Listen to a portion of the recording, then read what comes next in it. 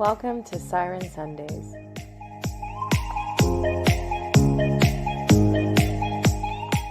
This show is focused on speaking with researchers, scientists, and practitioners of environmental sciences and all things conservation in the Bahamas. Because if you didn't know, the Bahamas is so much more than just beaches.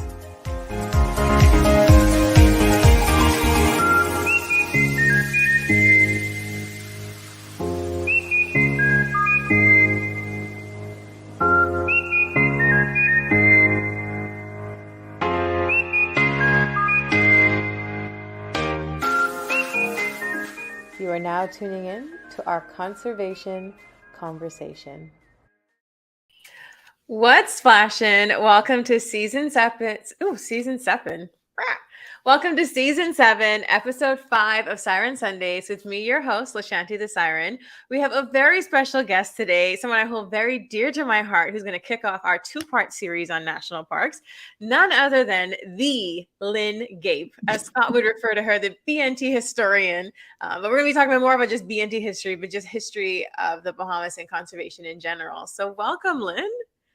Well, thank you, Lashanti. I'm very glad to be here. I am very glad that you're here as well, and very excited and just more excited for the story of the many stories actually that you'll be telling about the Bahamas today. But I do want to start with one of the most important stories is you, Lynn. Like, how did you get to be such a important figure, in Bahamian conservation? I know some people who may be watching may be like, oh, I recognize Mrs. Gape from SAC.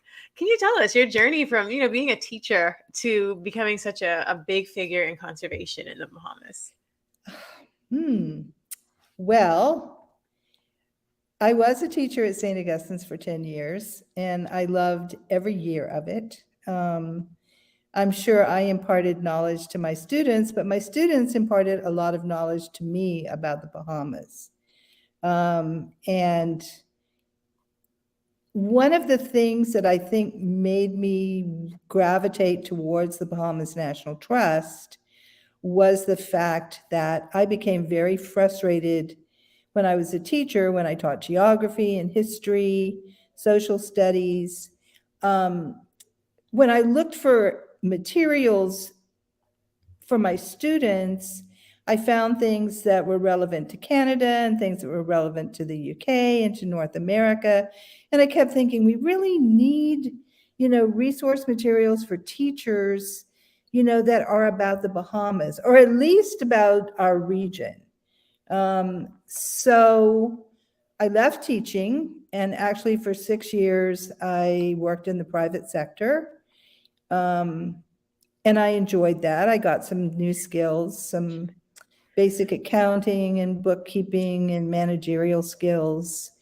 And I was volunteering at the B&T at the time, and an opportunity came about for me to become their education officer. And that was in, 1991, I think. That's a good year. Yeah. I was born. Oh gosh, the shit. And and then it just went from there. We had projects. I think one project where, I really learned a lot and it gave me a lot of experience was the implementation of the outreach campaign for the Bahama parrot. Because we worked for rare conservation. I worked with Paul Butler, who was just an amazing, amazing man and mentor. And I really got to learn about, going out and doing larger public education rather than classroom education.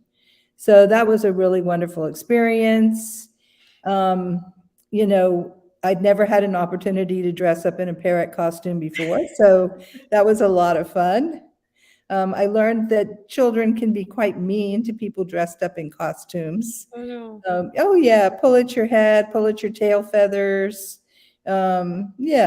So sometimes they weren't really gentle with the parrot. But it had a happy ending because the purpose of the campaign was to create the Abaco National Park, which happened in 1994.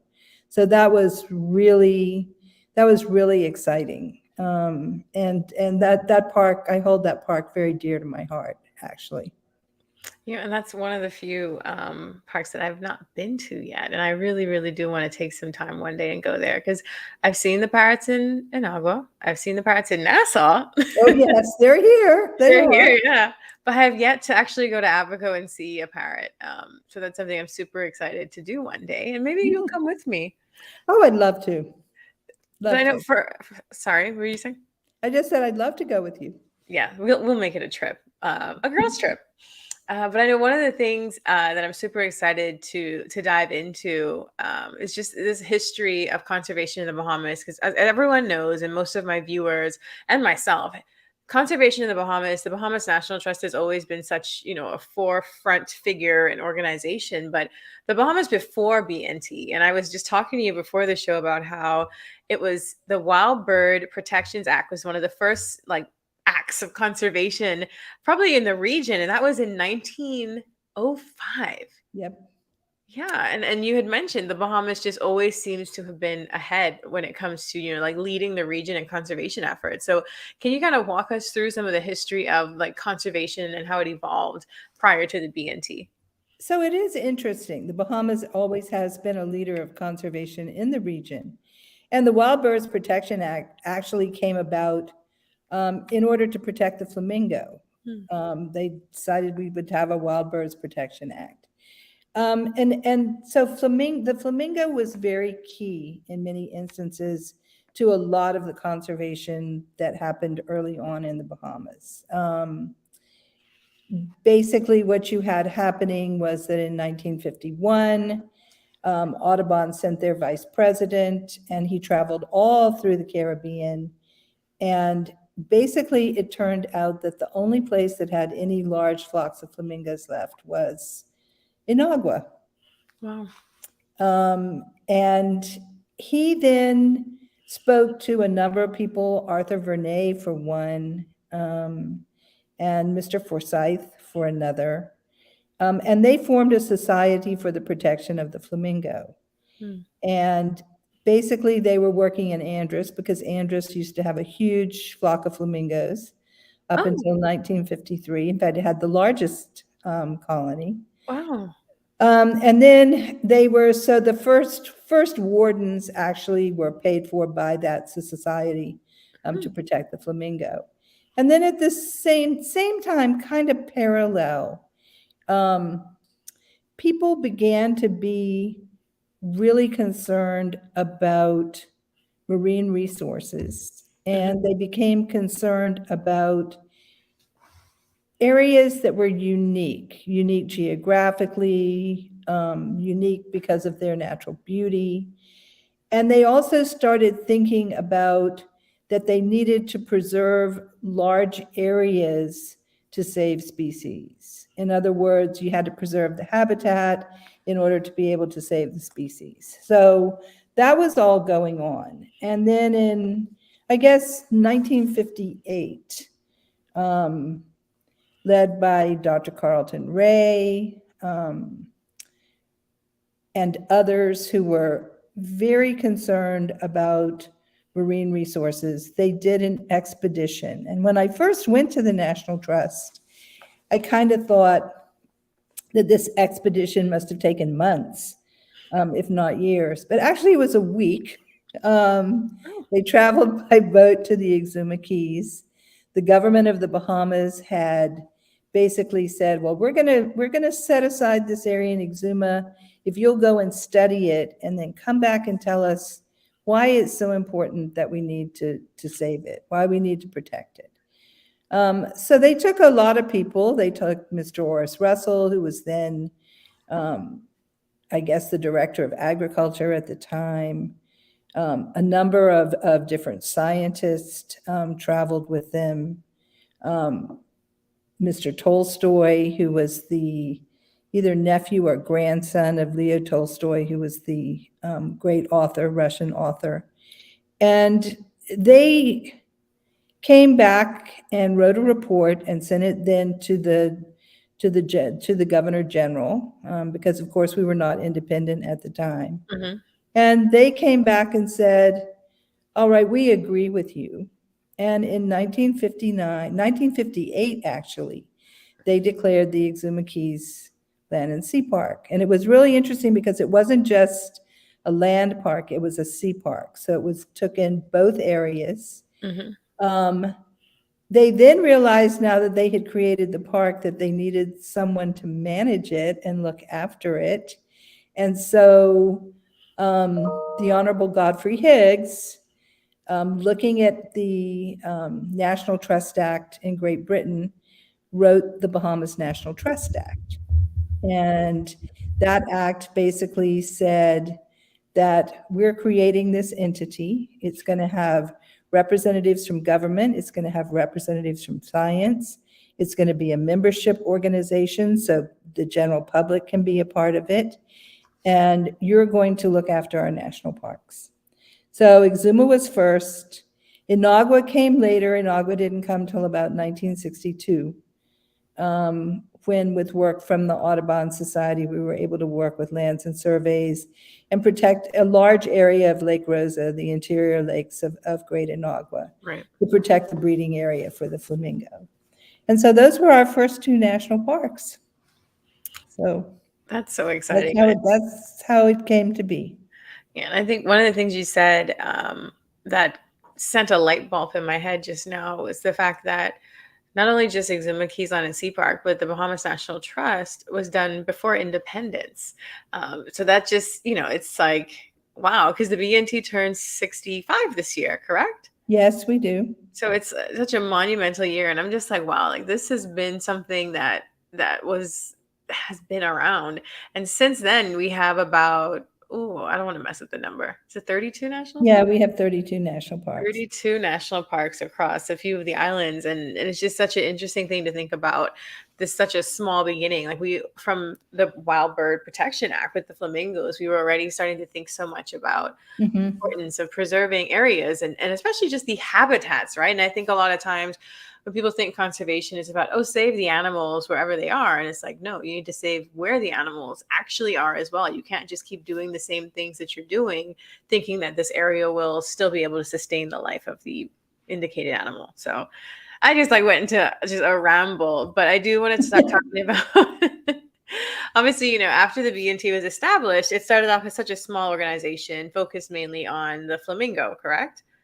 Well, it was focused on the flamingo. It was heavily focused on the two parks. And the Exuma Keys Land and Sea Park, of course, was very popular with Bahamian yachtsmen. It is truly an amazing and beautiful national park. So those two parks sort of were what we were focusing on. We added parks. I think 10 parks were added between 1970 and 2000. So I think we were at 12 national parks for a long time. Yeah. And then, of course, there was the great expansion when in 2002 we doubled the national park system. With they were parks that we had talked about with government for a very long time. I think the early BNT had gone and actually written up 53 different areas that needed to be protected. Wow. And we're still working on some of them. But basically, the government of the day said, well, what are your top 10? And, luckily for us, those 10 national parks were created. And that was, that was really groundbreaking for conservation in the country, that those parks were added. And of course, it added national parks on New Providence. So in the highest, population area, which was important. We had Bonefish Pond, Harold and Wilson Pond. So two major wetlands, one a coastal wetland, one an interior wetland. And then, of course, the small but unique primeval forest, which is actually really and truly preserves, some geological history of the country. Yeah. So that was really, we were all really excited. And of course, then Then the work comes, of course, they're declared, and then people want to see them. So you have to go to work and try to figure out how do you provide access? How can we fix it so that people are able to enjoy the national parks? Yeah, and I think that's another interesting thing you said that I don't think a lot of people realize, probably not until they get to the actual park. But even for me, when I first heard about Primeval Forest National Park, I was like, okay, well, it's a forest, like old growth forest, but there are so many significant geological features that I saw there, like just the simple conch shell fossil that I'm standing face to face with, and it's just is this no? Oh, it's just this evidence of the fact that this area was once underwater, and these queen conchs lived here. But one of the parks on New Providence that I want to touch on that I think may be the most popular, if not second most popular, is the Retreat, or the full name being the Retreat Gardens, correct? Yes, the full name being the Retreat Garden. And I know people tend to they call it the Retreat National Park, and I'm like, actually, the real name is the Retreat Garden. So can you talk a bit about, because that was done in, I'm looking quickly at the notes, 1975, the Retreat was acquired with donor assistance. And that park, like I said, I think that's become so popular, especially for things like wine and art and jollification. So can you tell us a bit about, why the Retreat was acquired and some of the purposes that it had in the past, and obviously how it evolved to what it is now? So the Retreat Garden is it's a special place. It's small, it's 11 acres, and it was a private residence. So in, I guess, 1925, a young couple were getting married, and they went to visit some friends who were staying at the retreat. And she talks about riding her bicycle down the path and seeing the old house with its kind of unique roofs, and saying that it was a magical place. They were able to buy the retreat. So if you think of property values then and property values now, for 500 pounds, they were a young couple getting married. And so Mr. and Mrs. Langlois purchased the property. They came from a family of gardeners, but they themselves had not been garden enthusiasts before. And they kind of were wandering around the property and looking at the different things. And he came in and he said, we have 3 different kinds of palms on this property. And he started reading about them, and he started corresponding with Dr. Fairchild of Fairchild Tropical Gardens. And, people used to write letters. Anyway, they became great correspondents. And he became enthusiastic about palms and learning more about them. And they started traveling to areas in Central America, South America, further down into the Caribbean. And when they traveled, they would bring back palm seeds and they would plant them at the retreat. They used the natural potholes there as almost like plant pot containers, because it was easier to water and it was easier to fertilize. And the retreat grew to be one of the 3rd largest private collections of palms in this hemisphere. Wow. When Arthur and Wumpsy, he became ill, and she started talking to the Bahamas National Trust about what was going to happen. They didn't have any children. And Sir Jack Hayward stepped forward and said, well, I will give you half of the value of the property for you to live on until you pass away. If you will donate the other half to the Bahamas National Trust. And she was happy to do that. It's a responsibility, because one of the things we are entrusted to do is to look after the palm collection. And sometimes, we lose some palms. As palms get older, they die, and if we have hurricanes, there is some attrition. But we've been working on adding to the collection. In fact, on the 21st of April, we're going to be planting some new palms that have been donated to us by the Montgomery Botanical Garden in Florida. Oh, And we're nice. going to be working on with them to add some palms and actually care better for the palms that are in the collection. So the retreat is unique because it offers an opportunity. It's an urban park. Yeah. So, it's 11 acres. It's basically coppice forest. It is full of migratory birds in the winter months, because if you imagine, a little warbler that's traveling from the eastern seaboard, and he needs forest cover, and he needs water, and he needs food. Well, when he gets to the retreat, it's like he's, hit the Hilton. It's got everything that they need. And so they spend the winter there. So it's a lovely, unique urban park. It's great for education, and it's good for the Bahamas National Trust, as you mentioned, because it makes a wonderful staging place for fundraising events like the Wine and Art and like the Christmas Jollification. And we do also rent that property out for people to have weddings and have photographs taken, and, landmark birthday parties and things like that. Although we do cater to smaller numbers, with Yeah. the exception of our own events. Yeah. And I feel like, because I went to Kingsway right down the road from the retreat, and I remember doing a field trip there when I was very, very young, elementary school.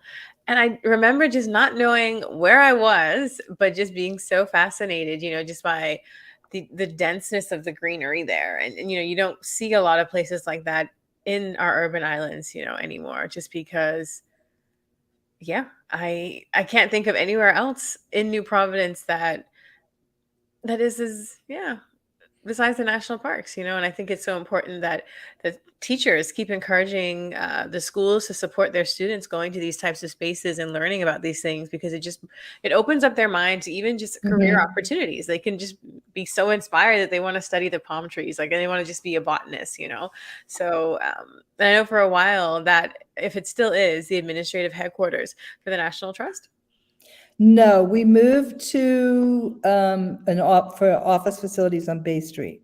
Mhm. So now the retreat is actually a national park, but the headquarters has moved. So yes, to our Bay Street address. Yeah. So, and I know one of the things that shifted, I guess, the public perception of the Bahamas National Trust at a period of time was related to the Exuma Keys Land and Sea Park, when it became and I know we try to not say no take, but when It became a marine replenishment area. that's the word. People were no longer allowed to extract marine resources from that area. And I remember that hear about the history of that affecting all the fishermen, because we know everybody acknowledged that this was such an amazing area to go and fish in. But now, here it is. This entity is telling the people that they can't. What was that like? And I know now the Bahamas National Trust has done amazing at its public outreach and engagement with communities in its last campaign for national parks. So can you talk a little bit about the public perception towards the National Trust, and how that's changed over time? So with the Exuma Keys Land and Sea Park, so in today's world, what happened in the Exuma Keys Land and Sea Park could not happen. Mm-hmm. Yeah. The administration of the Bahamas National Trust in 1986, people were talking about MPAs, and we're talking about marine replenishment areas. And on the advice of scientists, made the decision to declare the Exuma Keys Land and Sea Park a no-take marine reserve, or a marine replenishment area. The idea being that we would leave the fish to reproduce, and then they could swim outside the boundaries of the park, and they would then become a resource for fishermen. Mhm. Um, Many of the people who live close to the park, like in Farmers Key or in Black Point, felt like we took away their generational rights. Their families had fished in the park, for many years, and they were not pleased. What it has meant, or what it meant at the time, and continues to mean, is that to have a MPA that does have restrictions on fishing requires a lot of management. You have to have wardens, you have to have boats to patrol.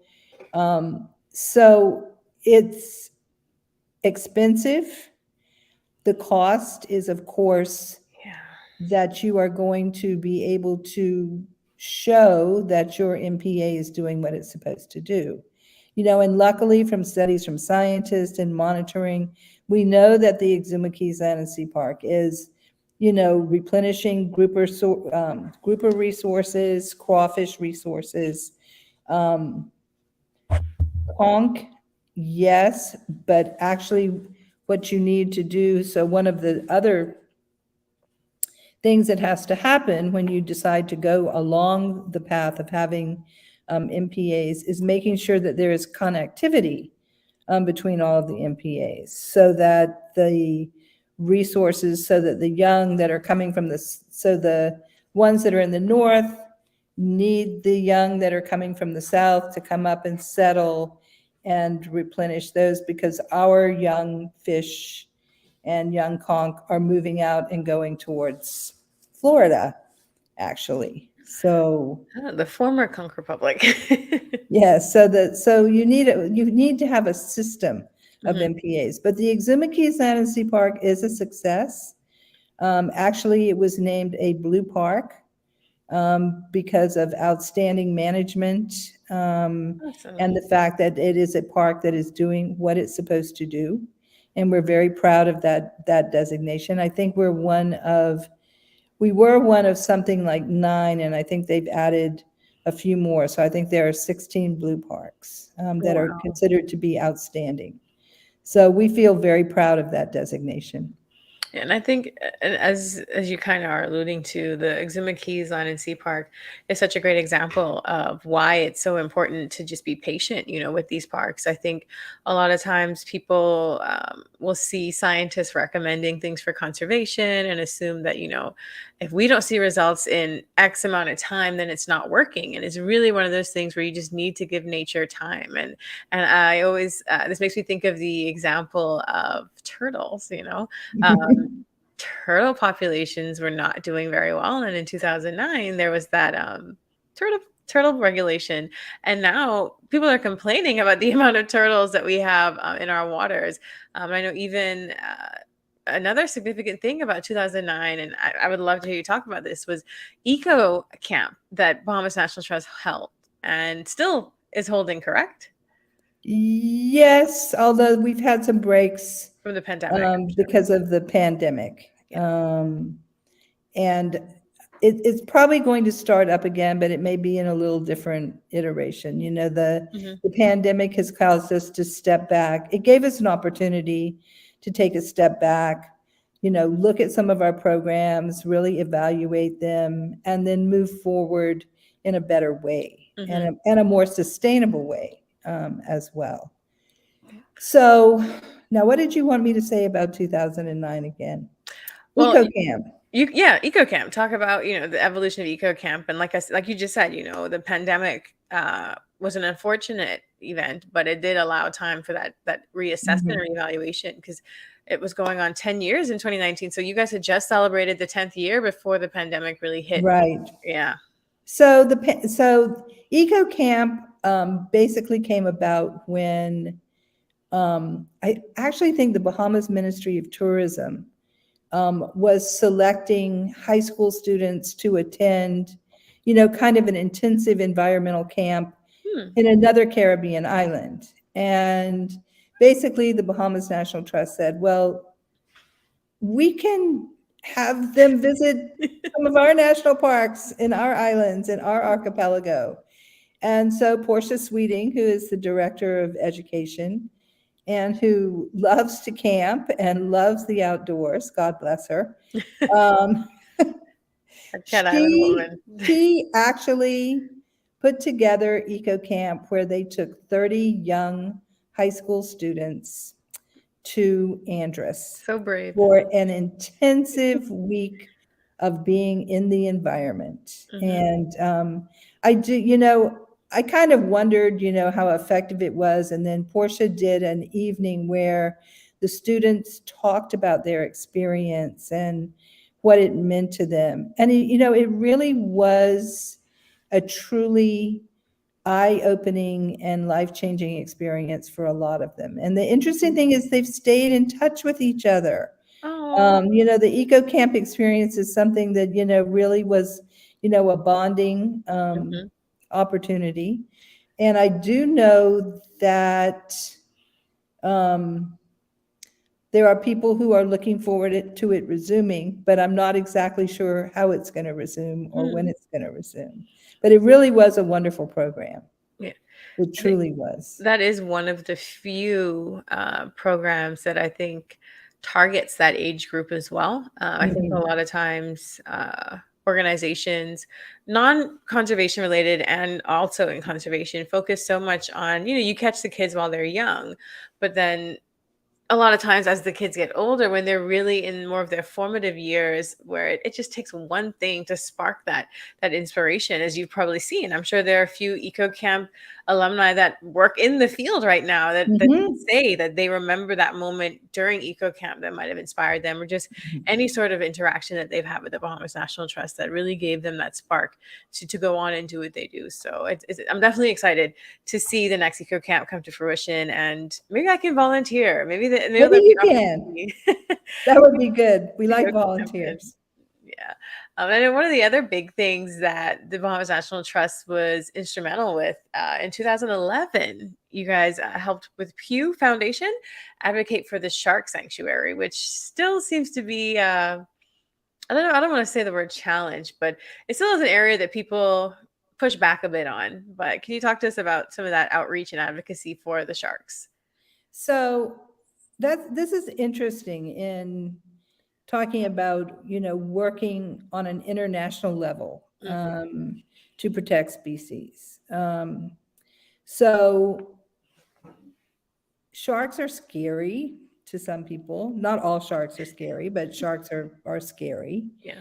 I mean, I think we can thank Peter Benchley and Jaws for having all of us be afraid to go in the water for at least a year after Hmm. the first movie. Hmm. But what people began to understand, and because of commercial fishing pressure, more or less, is that globally sharks were becoming endangered, Yeah. and sharks are apex predators.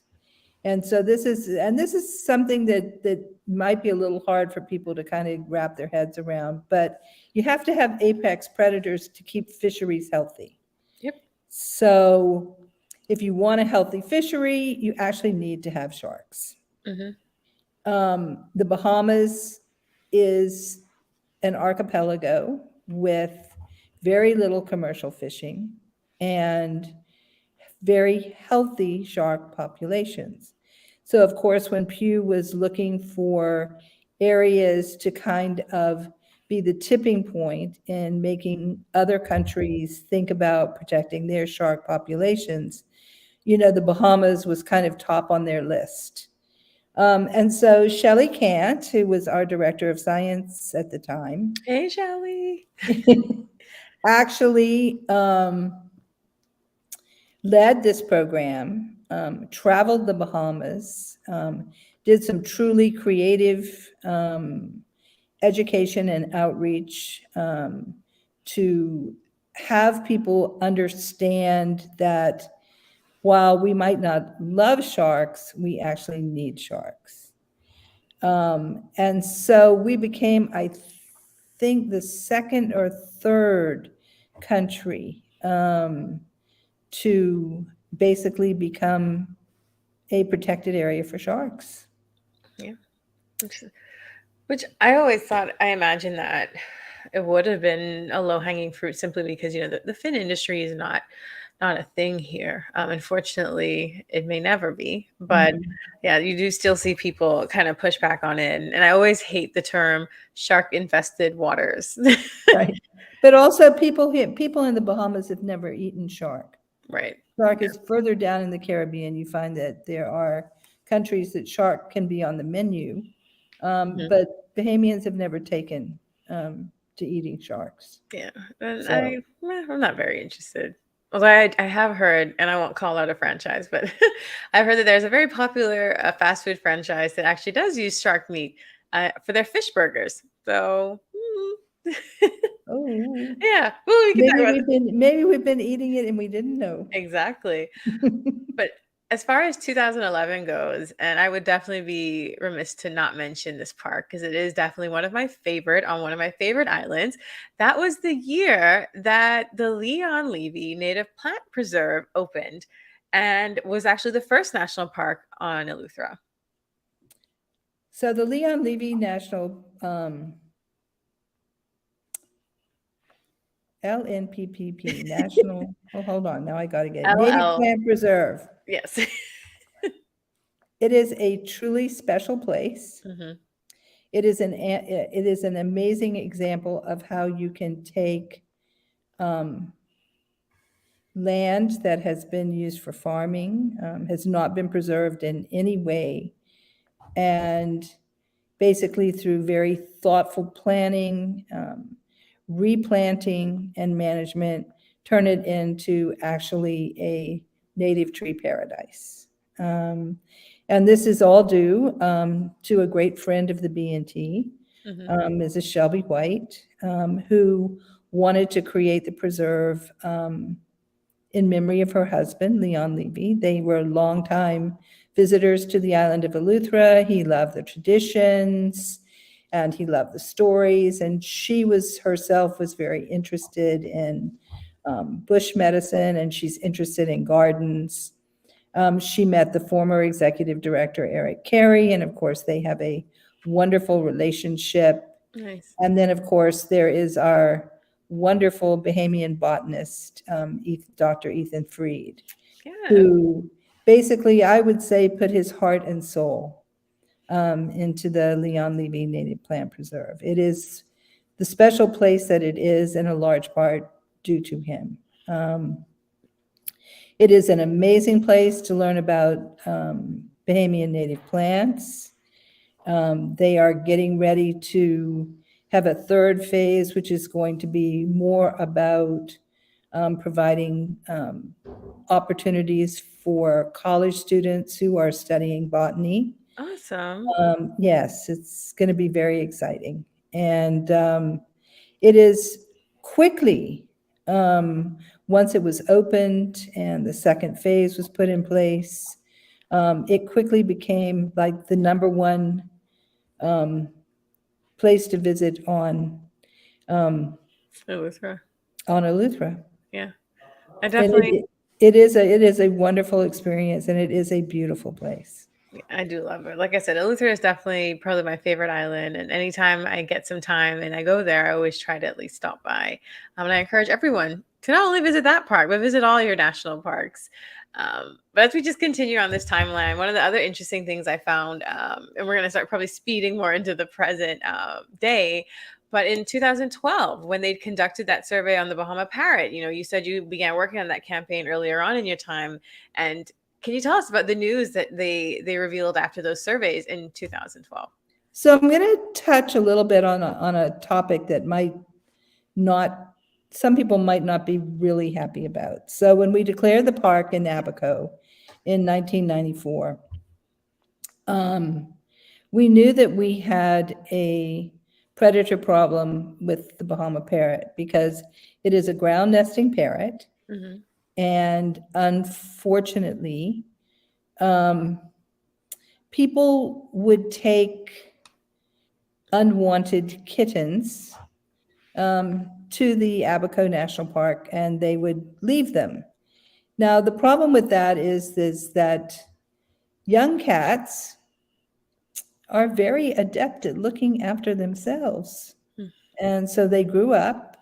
Cats are ultimate predators on birds, and they became the ultimate predator on the Bahama parrot. And you have to realize these feral cats are not like your sweet little fluffy um, or whatever you call your cat. But we also know that even very domesticated cats prey on birds and cause, large numbers of bird deaths Mhm. in North America for sure. Yeah. So one of the things we worked with Caroline Stahala, who was the researcher on the parrot at the time, and she worked with David Knowles, our warden, and also um, Marcus, our other warden, to put in what we call a predator control program, which involved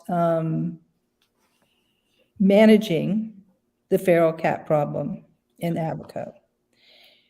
And so we were conducting surveys on an annual basis after, implementing this program. And we had to do some outreach with people. We would have people call and say, oh, why can't you catch the cats? And can't you just neuter and spay them and let them go? Well, that's a really nice thought, but Mhm. they're still going to eat. So neutering and spaying doesn't solve that problem. It solves them reproducing, but it doesn't solve them Being predating on parrots. alive. So once we put the program into being and we started doing our surveys, we had figured at about the time that the park was declared, there were about 2,000 Bahama parrots that used the Mhm. park. And I think you were saying what, in 2012, Yeah.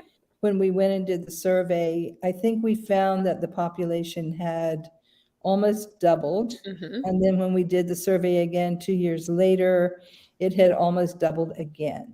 So we know that our management, is working. Yes. And we're sensitive to people that would rather that we didn't have to do it, but we've also been working with other agencies to encourage neutering and spaying so that people don't have unwanted pets that they want to take to the park and let go. Yeah. So there's cause and effect, and working on many different stages to try to limit that issue. And I think that just emphasizes the fact that, conservation is everybody's business. Like it's not just about the people who work in the field, but, just as simple as just being a responsible pet owner. And I know, I think it was last season or the one before we had Bark on talking about that. Like, my show is very focused on environmental and conservation things, but a lot of people don't realize, just by having your dog or your cat affect this wildlife, you can have detrimental effects to the natural populations that live there. And this is such a great example of that when you have people who are more or less not responsible pet owners and they just leave their kittens out there and, hope the kittens can fend for themselves. And they do, but Oh, it they has, fend for themselves very well. yeah, it does have a negative impact on the environment. So it's so great to hear, some of the other conservation successes like this one. And even so much so that now people in New Providence are starting to see the parrots. And that's been one of my exciting things because I can definitely say in my 30 odd years of life, I remember where we didn't have parrots. And now I'm seeing that we do. And it's such a beautiful thing to see, just nature kind of recover that way. Which brings me on to the next campaign that got launched the following year in 2013, which I think is one of my favorite as well. I mean, I have a conch shell on my pendant and it's the conservation campaign. And we've been doing so much work towards that. And even my premiere episode was Jewel, who talked about the project that they had in Grand Bahama.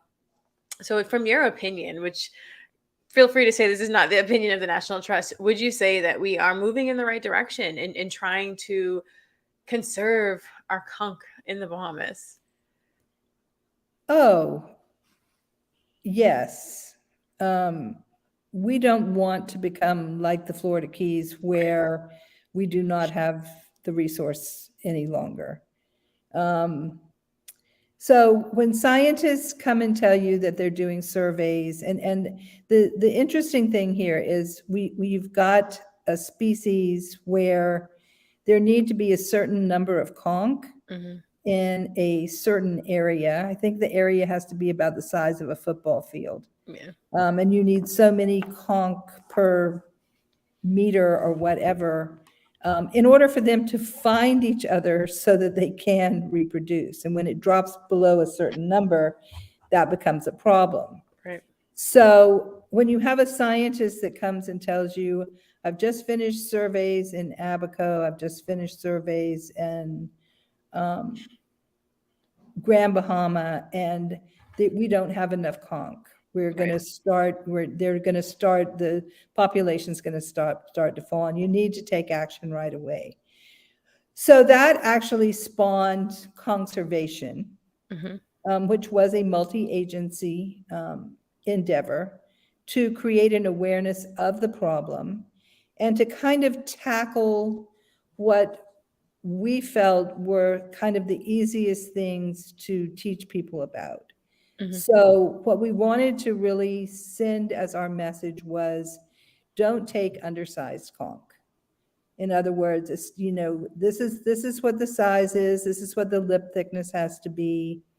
And even you work with fishermen to not take undersized conch, but also work with the general population so that if you're going to buy conch and you see that they've got conch that are undersized, don't buy from that fisherman.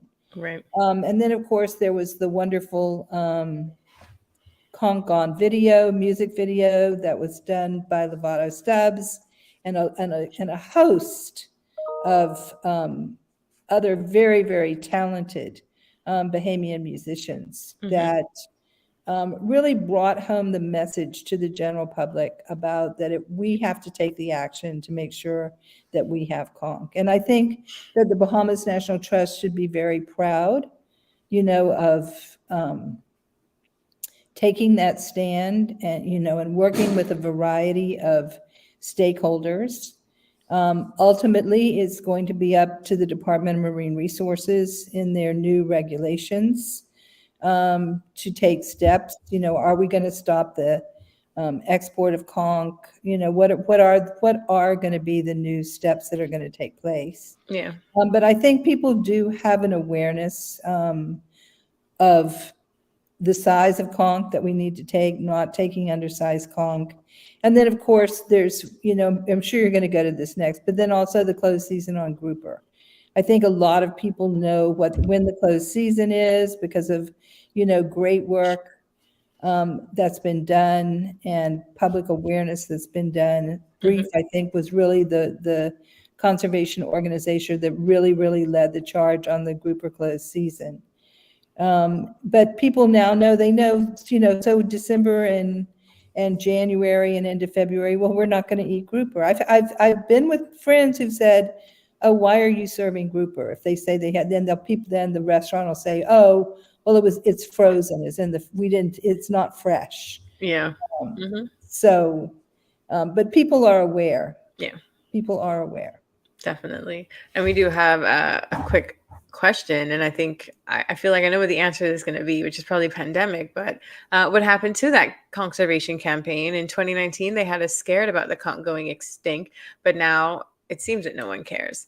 I don't think that that's true, that no one cares, but we got to the point where we made our recommendations, you know, to the government and to the Department of Marine Resources, and now we kind of have to hope that they will move forward. The thing with campaigns, and I'm sorry that you feel that nobody cares, D'Angelo, because I don't think that's the case at all.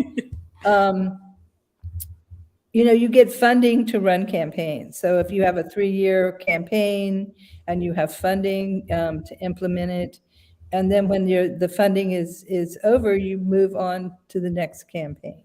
But I think people still care about conch. I think that our Department of Marine Resources knows that we've been waiting for the new fisheries regulations for a while now. So hopefully we will see movement on that in the near future. I think so. And I think the most important part of that should be It doesn't matter if no one else cares. It matters if you care and you do your part for the conch. And so always make sure that you are getting conch that are not undersized. And as we just move through this timeline, as I'm watching our time, in 2015, that new snake species was discovered on Conception Island. And I had no idea until reading some of our notes that Conception Island National Park had been established so long ago. It was one of the first 10. Yeah. And it was basically created, we knew it was an important park because it had fresh water. We also knew that many seabirds nested there during the summer months, during the nesting season. So we knew it was an important area, and we were very glad that it was a national park. It has an important marine area with rare coral species. It's a beautiful national park. But it also goes to show why it's important to protect these areas. We didn't know that there was a special silver boa species on Conception Island. It took scientists who were going and studying and literally having it fall out of the tree on top of them to discover it. That's exactly what happened. It fell out of the tree on top of them. That's how they discovered a new boa species. Oh no. And just for clarification, we have my wonderful Aunt Denise. Where exactly is Conception Island National Park? Is it that it's west from Long Island? Yes, yeah. And it isn't far from, so it's west of Long Island and south. It's not far from Great Exuma either. You can get to it in a day from Great Exuma as well. Right. So yeah, it's out there. It's out there. Yeah. But like you said, it's an example of one of those things where you should be very careful about these unexplored spaces. You just never know what's on there, And as we just move through, I will just briefly touch on probably one of the best projects that the Bahamas National Trust has had, which was the Bahamas Protected Project. There's a lot of great work and great staff that went into that project. I know why you feel that way, Shanti. Of course, So, that is really a good project to talk about the change in how you go about creating protected areas, because the Bahamas Protected Project, was about scientists coming together and helping us look at areas and say, oh, this is important, and, doing the surveys to be able to have the scientific evidence that we need to give to government as to why an area needs to be protected. But a large part of that project was about talking to communities and helping them understand why we wanted to protect an area, what would be the effect on them, and also then speaking to them and let them know that not all protected areas are going to be no-take areas. Because, as conservation and as MPAs have moved forward, and as communities have communicated their needs to park managers, we are now moving into more zoning in MPAs, where you have areas that are totally protected. You have areas that allow people to do recreational fishing. Usually you find in MPAs, commercial fishing is not something that's allowed. But we are working to work with communities so that, and also to see that they can have income that isn't related to directly taking the resource. There are things that you can do in national parks that are much more recreational, where you can enjoy the park and yet you can still derive income from it as well. Yeah, and that is important. And I definitely, that was a project that made I got the pleasure, of working alongside with you and Lakeisha Anderson Roll, who we will talk about her in just a second. But before I dive into her, I do want to acknowledge Eric Carey. He was still there during my time and during that project, and he was such an inspirational figure. And I think giving him his flowers, obviously. So Eric, if you are watching this either live or recorded later, just know that your impact was felt not only at the Bahamas National Trust, but also in my career.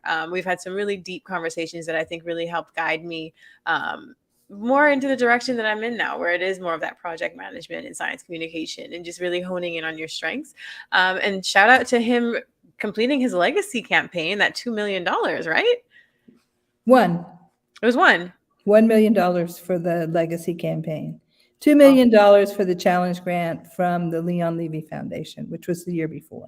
Okay, so And we did successfully complete both of those. awesome. So his one was $1 million. You guys got another challenge match of $1 million. So in 2022, the B&T got $2 million in fundraising, and that's so excited. And all the more reason to encourage people out there to get a membership. You know, your small $30 a year or $50 a year that you pay is far less than whatever subscription you have right now, like Netflix, and it goes to such a greater impact. And then you get to go to members only night at Wine and Art, which is now back.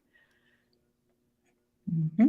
Exactly. And who doesn't love wine and art? Who doesn't love jollification? But as we are slowly starting to wind down this episode, I do want to touch on the fact that, of course, the monumental thing for 2023, as we are getting into more of the present, is the fact that the new executive director who will be completing this two-part series on March 19th is Lakeisha Anderson Roll, and a true testament of the power of just growing in an industry and growing in an organization. And how exciting is that to have Lakeisha as the new executive director? It's very exciting. You know, she fulfilled the role as director of parks. Mm-hmm. She has great international experience. She started out as a fisheries officer, Mm-hmm. working with Mr. Michael Brennan. Hi, Mr. Brennan, if you're watching. Hi, Mr. Brandon. And she has, you know, has had an opportunity to work at many levels, very responsible for the addition of protected areas to the national park system through the full-size Jeff project, which added new national parks, and then also with the Bahamas Protected Project with those additional protected areas. Yeah. You know, so she has, you know, a good handle on protected area management. She's done lots of community outreach. She herself is a diver, AGRA certified. So I think we have a good successor to come into the B&T at this time. I do too. Very And exciting. I'm definitely excited for her episode. But as we wrap up your episode, Lynn, what would you say over your time working with Bahamas National Trust is maybe one of the biggest misconceptions that people have about the National Trust? Well, for a long time, the National Trust was viewed as an elitist organization. Mm-hmm. And we've worked hard to dispel that. We have worked extremely hard to make sure that our parks are open to everyone. I know during 2023, one of the things that we're doing in honor of the 50th anniversary is visitation to the national parks will be at no charge. So on those national holidays, the parks will be open for Bahamians to visit. So we hope that they will come and join us, and we're planning some special activities on those days for them. That's exciting. We encourage everyone to come out on National Parks Day, which is April 22nd, which is Earth Day, but we celebrate it as National Parks Day. Yeah. So, yeah. That's very exciting times, and I always love when we have the free entrance to Bonefish Pond National Park, because I always find that whenever I've gone there, not on days where we're having some event happening and people are there, and I ask them, "Oh, is this your first time?" And they say, "No, actually, we went to that one time when it was almost like the open house for Bonefish Pond National Park, and it only really takes one time to fall in love with a place." So I find that once people get a chance to experience these parks and realize, you know, this is being done for your benefit, your recreation, your mental health, you know, just get out in a national park and really enjoy the pristine beauty of nature here in the Bahamas, because we are more than just beaches. Check out some mangroves. Mangroves are amazing. So that's exciting. And I know one of the most important questions I feel like I ask on this show, just because I always enjoy hearing about how people are inspired. Who would you say is someone in the sector, whether it's local or international, that has inspired you, and why? Oh, I was lucky. I have lots of people who inspired me. Well, first of all, internationally, I would say probably Sandy Sprent. had very large experience. He was our representative from the National Audubon Society. He really took me under his wing. He got me excited about birds, told me if I can get people to learn birds, then they'll learn the plants, and then they'll get excited about being in the environment. And in many cases, that is very true. I was also very fortunate to come into the trust when Mrs. Holowesko was the president of the trust, and she is definitively an inspirational figure. She gave many hours of private time to the organization in the early years, and was responsible for having the B&T become a member of the IUCN, and really taking us forward in, learning more about obligations for national parks, and having us sign on to some of the international conventions that help us in conservation. And then, of course, Mr. Pericles Melis. He definitively has been a teacher and an inspirer for me, and so many other people. I've been so lucky that I got to know so many of the early people who were part of the trust, who were these tremendous volunteers that gave amazing time, like Michael Lightbourne, who was a native tree enthusiast. I actually have to say Ethan Freed is actually inspirational to me. I've learned so much from Ethan over the years. Yes. Too many to name, actually. Too many to name. That's fine. I'm sure they'll know that you appreciate them. And as we bring this amazing episode to a close, and I always feel like anytime I talk to you, Lynn, I want to talk to you for hours. So I encourage anybody, if you happen to see Lynn at the Bahamas National Trust, please don't stop her on the street. She might be trying to do something. Feel free to pick her brain.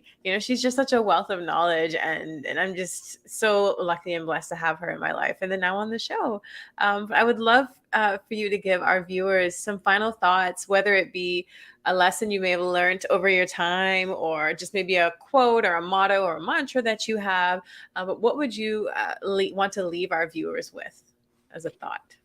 I actually would like to encourage our viewers to really think about volunteering, maybe not just for the Bahamas National Trust, but for other non-governmental organizations. When I first joined the B&T, one of my jobs was to coordinate volunteers. And we seem to have so many people who were willing to give time and help, and there's such a valuable resource. But it seems somehow that service is diminishing, that volunteering spirit is diminishing a little bit. And I know it's hard if you have a full-time job, with lots of pressures. The last thing you want to think about is, having to go out on a Saturday and do something else. But, there might be ways that you can help that don't involve actually having to work. You might be surprised at what you can do to help people. Yeah, and I always tell people, even if it's something as simple as if you see a flyer, maybe that, for just using Bahamas National Trust as an example, you just share a flyer, just share it on your social media. And in life, it's always important to give what you can give, and a lot of times people don't realize that when you volunteer, it may sound like it's going to be this daunting, exhausting task, but you almost feel reinvigorated, and you feel so re-energized after you've done something good. As simple as going to clean up. It's an hour out of your day, something you do first thing in the morning, and it leaves you feeling like you've contributed something to something that's just so much bigger than yourself. So that's actually wonderful advice. And I encourage anyone who's interested in actually volunteering with the Bahamas National Trust to check out their website, bnt.bs, or check out their social media handles. But also something as simple as going on the website and becoming a member and paying that annually. You'll be surprised that your little $30 or $50 a year will go such a long way. But as we end this show, Lynn, again, thank you so much. I can't say how grateful I am that you said yes to being coming on the show. I was worried that you might say no, so I'm so happy to have had you with such an amazing topic. I almost feel like we could have broken this up into a 3-part series where we talked more on this past and present, and before diving into the future with Lakeisha in 2 weeks. But thank you so much, and I'm sure our viewers appreciated the wealth of knowledge that you've given to Siren Sundays. Well, thank you so much. I really and truly enjoyed being here with you, and you are special to me too. So thank you. Well, I know. Yes, so Not everyone knows. So I couldn't say no to you when you asked me. Thank you so much. And to our viewers and people who may be listening and watching later, thank you for riding this wave with us on another episode of Siren Sundays. We'll hope to see you next time. Bye, everyone. Bye, everyone. Bye, Shan.